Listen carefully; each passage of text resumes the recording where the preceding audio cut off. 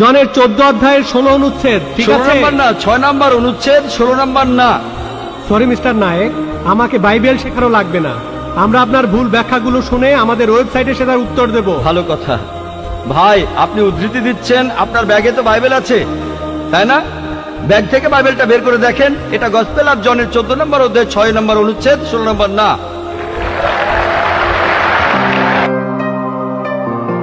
আপনি যখন বললেন যীশু খ্রিস্টকে বিশ্বাস করা, তার মানে কি বুঝিয়েছেন? যে তিনি ঈশ্বর, তাই না? ওনার মাইক্রোফোনটা অন করেন। যিশুকে বিশ্বাস করা বলতে কি বোঝাচ্ছেন? নবী হিসেবে বিশ্বাস করা? যিশুর এই কথাটা বিশ্বাস করি, আমি সত্য আর জীবনের একমাত্র পথ। এ কথার মানে কি? এর মানে যীশু খ্রিস্ট হলেন ঈশ্বর। ভাই এবারে বাইবেলের উদ্ধৃতি দিলেন। জনে আছে এই কথাটা। আমি আপনাকে রেফারেন্সটা বলছি, রেফারেন্সটা আমি বলছি, সমস্যা নেই।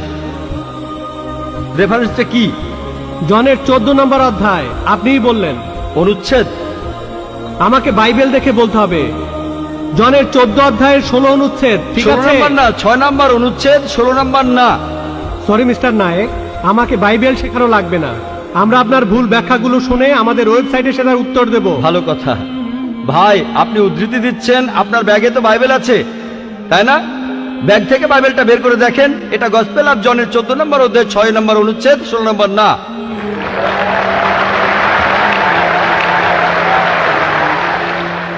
আর আপনি বললেন ঈসা মসীহ আলাইহিস সালাম, তিনি বলেছেন যে তিনি ছিলেন ঈশ্বর। আপনার প্রশ্নতে পরে আসছি, প্রশ্নের উত্তরটা দেওয়ার আগে আমি একটা কথা বলে নিই। আমি বাইবেল পড়েছি, গোটা বাইবেলের মধ্যে পরিষ্কারভাবে বলা এমন একটা কথাও নেই যেখানে যিশু বা ঈসা আলাইহিস সালাম নিজে বলেছেন আমি ঈশ্বর আর আমার উপাসনা করো। যদি কোনো খ্রিস্টান আমাকে দেখাতে পারেন গোটা বাইবেলের মধ্যে পরিষ্কারভাবে বলা মাত্র একটি কথা যে ঈসা আলাইহিস সালাম নিজেই বলেছেন যে আমি ঈশ্বর আর আমার উপাসনা করো, তাহলে আমি ডক্টর জাকির নায়েক আজকেই খ্রিস্টান ধর্ম গ্রহণ করব। আমি অন্য মুসলিম ভাইদের পক্ষ থেকে এই কথা বলছি না, আমি আমার মাথাটা তরবারির তলে রাখছি। আমি বিভিন্ন ধর্মের উপর একজন ছাত্র। আপনি বাইবেল পড়েছেন আর আমিও পড়েছি বাইবেল।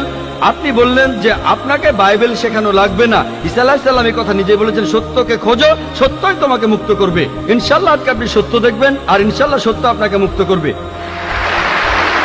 আমি কথাটা আবার বলছি, গোটা বাইবেলে পরিষ্কারভাবে বলা এমন একটা কথাও নেই যেখানে যিশু বা ঈসা আলাইহিস সালাম নিজেই বলেছেন আমি ঈশ্বর আর আমার উপাসনা করো। আপনারা যদি বাইবেল পড়েন, ঈসা আলাইহিস সালাম তার নিজের মুখেই বলেছেন। এটা আছে গসপেল অফ জন 14 নম্বর অধ্যায়ের 28 অনুচ্ছেদে, বলেছেন আমার পিতা আমার চাইতে মহান। গসপেল অফ জন 10 নম্বর অধ্যায়ের 29 অনুচ্ছেদ, আমার পিতা সবার চাইতে মহান। গসপেল অফ ম্যাথিউ 12 নম্বর অধ্যায়ের 28 অনুচ্ছেদ, আমি ঈশ্বরের আত্মার সাহায্যে শয়তানকে তাড়িয়ে দেই। গসপেল অফ লুক 11 নম্বর অধ্যায়ের 20 অনুচ্ছেদ, আমি ঈশ্বরের আঙ্গুলের সাহায্যে শয়তানকে তাড়িয়ে দেই। গসপেল অফ জন 5 নম্বর অধ্যায়ের 30 অনুচ্ছেদ, আমি আমার নিজের থেকে কিছুই করতে পারি না, আমি এখানে বিচার করি আর আমার বিচার সঠিক, কারণ আমি আমার ইচ্ছায় কাজ করি না, আমার পিতার ইচ্ছায় কাজ করি। যদি কেউ বলে সে আল্লাহর ইচ্ছা মতো কাজ করে, সে একজন মুসলিম। ঈসা আলাইহিস সালাম একজন মুসলিম, তিনি নিজেকে ঈশ্বর বলেননি। বুক অব অ্যাক্টসে পরিষ্কার বলা আছে 2 নম্বর অধ্যায়ের 22 অনুচ্ছেদ, বলা হয়েছে হে ইসরায়েলের সন্তানেরা, একথা শোনো, নাজারেত শহরের যিশু ঈশ্বর প্রেরিত একজন পুরুষ তোমাদের মাঝে। সে অনেক অলৌকিক কাজ করবে, সেগুলো তাকে ঈশ্বর করাবেন, তোমরা তার সাক্ষী থাকবে। ঈশ্বর প্রেরিত একজন পুরুষ তোমাদের মাঝে, সে অনেক অলৌকিক কাজ করে দেখাবে, ঈশ্বর তাকে দিয়ে করাবেন আর তোমরা তার সাক্ষী থাকবে। তাই বাইবেল স্পষ্ট করে বলছে যে ঈসা আলাইহিস সালাম ছিলেন একজন মানুষ, তিনি আল্লাহ তাআলার প্রেরিত একজন রাসূল, কিন্তু আল্লাহ নন। গোটা বাইবেলের মধ্যে পরিষ্কারভাবে এমন একটা কথাও নেই যেখানে ঈসা আলাইহিস সালাম নিজেই বলেছেন যে আমি ঈশ্বর, আমার উপাসনা করো।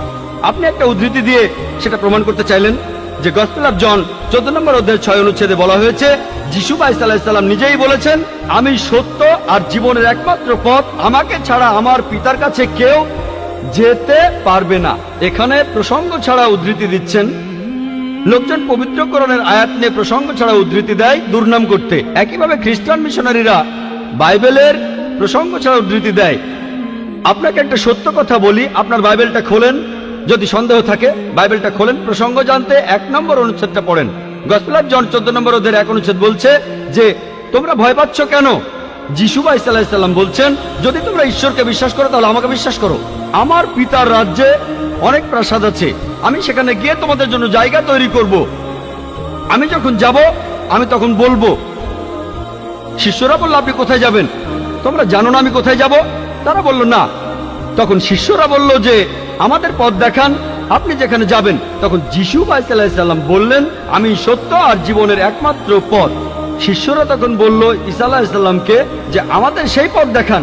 ঈসা আলাইহিস সালাম তখন বললেন, আমি সত্য আর জীবনের একমাত্র পথ, আমাকে ছাড়া আমার পিতার কাছে কেউ যেতে পারবে না। আমরা মানি যে নবীগণ যখন এসেছিলেন, প্রত্যেক নবী ছিলেন সত্য আর জীবনের দেখানো পথ। সেই নবীদের ছাড়া কোনো মানুষই আল্লাহর কাছে যেতে পারতো না। আর যীশু খ্রিস্টের সময়ে আমি বাইবেলের কথা মানছি, যিশু বা ঈসা আলাইহিস সালাম তিনিই ছিলেন সত্য আর জীবনের একমাত্র পথ। যীশু খ্রিস্টের শিক্ষা ছাড়া কোনো মানুষই তখন আল্লাহর কাছে যেতে পারতো না। মুসা নবীর সময়ে তিনি ছিলেন সত্য আর জীবনের পথ। মুসা আলাইহিস সালামের শিক্ষা ছাড়া কোনো মানুষই আল্লাহর কাছে যেতে পারতো না। এখন দেখেন, ঈসা আলাইহিস সালাম নিজেই বলেছেন, আমি তোমাদের অনেক কথা বলতে চাই। শিষ্যদের বলছেন, এটা আছে গসপেল অফ জন 16 নম্বর অধ্যায়ের 12 থেকে 14 অনুচ্ছেদে, আমি তোমাদের অনেক কথা বলতে চাই, কিন্তু তোমরা সেগুলো এখন বুঝবে না। কারণ যখন সেই সত্যের আত্মা আসবে, সে তোমাদের সত্যের পথে নিয়ে যাবে। সে তার নিজের কথা বলবে না, যা শুনবে সে কথাই বলবে। সে তোমাদের ভবিষ্যতের কথা বলবে, আমাকে মহিমান্বিত করবে। আর এখন দেখবেন, ভালো করেই দেখবেন যে নবীজি মুহাম্মদ সাল্লাল্লাহু আলাইহি সাল্লাম তিনি সত্য আর জীবনের একমাত্র পথ। মুহাম্মদ সাল্লাল্লাহু আলাইহি সাল্লাম যা শিখিয়েছেন সেগুলো ছাড়া কেউ আল্লাহর কাছে যেতে পারবে না। আর মুহাম্মদ সাল্লাল্লাহু আলাইহি সাল্লাম ছিলেন সর্বশেষ আর চূড়ান্ত নবী। এখনকার দিনে দেখবেন, হোক সেই লোক বাস করছে আমেরিকায়, কানাডায়, ইংল্যান্ডে, ইন্ডিয়ায়, সৌদি আরবে, পৃথিবীর যেখানেই থাকুক, এখনকার দিনে সবার জন্য মুহাম্মদ সাল্লাল্লাহু আলাইহি সাল্লাম তিনি হলেন পথ, সত্য আর জীবনের। মুহাম্মদ সাল্লাল্লাহু আলাইহি সাল্লাম যা শিখিয়েছেন সেগুলো ছাড়া কেউ আল্লাহর কাছে যেতে পারবে না। আর প্রায় সব ধর্মগ্রন্থ এরকম কথা বলছে, এমনকি বাইবেলও। আশা করি আপনি সত্যটা জানতে পেরেছেন, আর ইনশাআল্লাহ আপনি সত্যের কাছে এসেছেন। সত্য আপনাকে মুক্ত করবে।